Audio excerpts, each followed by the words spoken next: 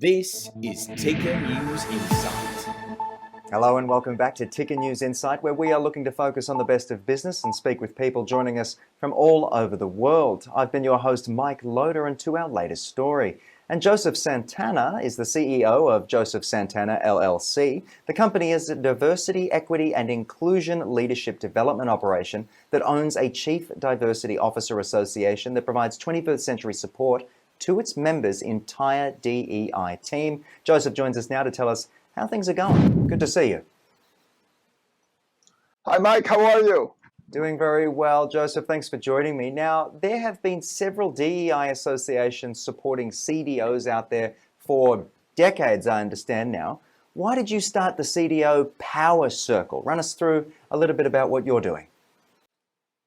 Yeah, I have the CDO Power Circle because the 21st century calls for different types of skill sets than the ones that CDOs had and needed back in the last century. So in the last century, the focus of DEI was primarily in hiring and bringing people in and trying to acclimate them into the organization. So it was all very HR focused, and that's changed somewhat in the last couple of years.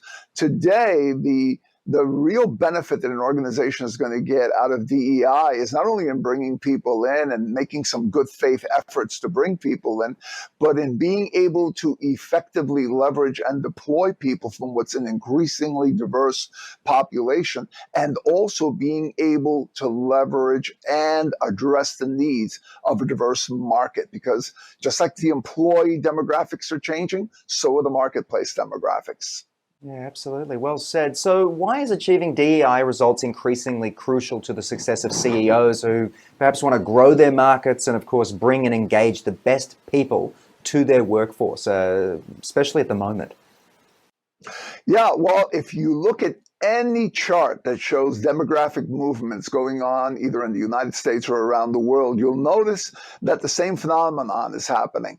With every cohort, as you move back to younger and younger generations, they're more and more diverse. So the diversity of our markets and the diversity of the people that we as organizations are trying to bring in as part of our workforce is increasing. And in fact, in the United States, the U.S. Census Bureau predicts that by 2045, which is not that far off, the majority is going to be made up of what was formerly the minority collectively.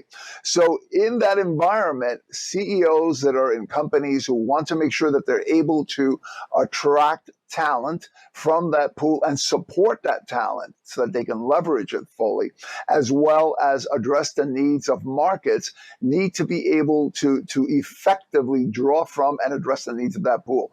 And that's the reason why matrices that are used to assess risk, like the environmental, social, and governance, or ESG matrices. In the social and governance space, what they're looking at are DEI efforts, and they're not looking at it from the standpoint of how does the organization look in terms of good faith and in terms of trying, but rather what results are they getting? Because that's what's going to ensure that that organization is able to continue to be productive and perform well economically going forward. Into the future, of course. But why do you find it crucial for organizations' DEI efforts to provide training and development, of course, to the leaders and I guess the executive sponsors of employee resource groups, also called staff networks in some countries, I believe? Take us through a little bit about that, Joseph.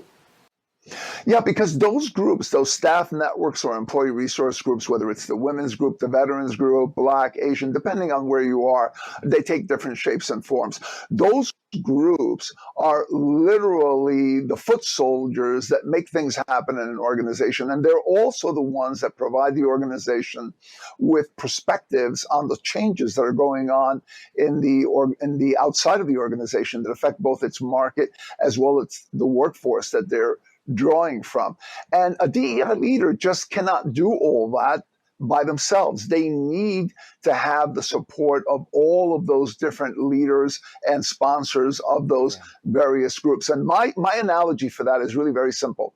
If you think of a DEI leader as if they were the maestro of an orchestra, and you took that maestro and taught them how to play the most complicated musical piece that you possibly can think of, and then you sent them back and you said, play it perfectly using the freshman high school band, that wouldn't happen, right? They wouldn't be able to do it. So in order for those DEI leaders who are ratcheting up and becoming more future foresightful and more leaders looking to get results, they need to have leaders of these other groups and these other pieces of the infrastructure that support them, that are up to speed and being able to help them to achieve those higher goals. Well said, and I love that analogy. Just to finish for me, where can people find out more about you and the work you're doing? Again, just to wrap it up for me. Yeah, sure. So the easiest way to get me is go to my website, www.joesantana, one word with no spaces.com, or just look me up on LinkedIn. I'm very findable. Wonderful stuff from you, mate. Thank you so much for joining us on the program and highlighting everything that's going on when it comes to DEI and everything. Yeah, it's definitely interesting times and we're moving forward. But thank you again, Joseph. My pleasure. Thank you for having me, Mike. And of course, thank you to all of you for tuning in. I hope you've learned something from our discussion today. I've been Mike Loder. I look forward to seeing you again soon. Be well.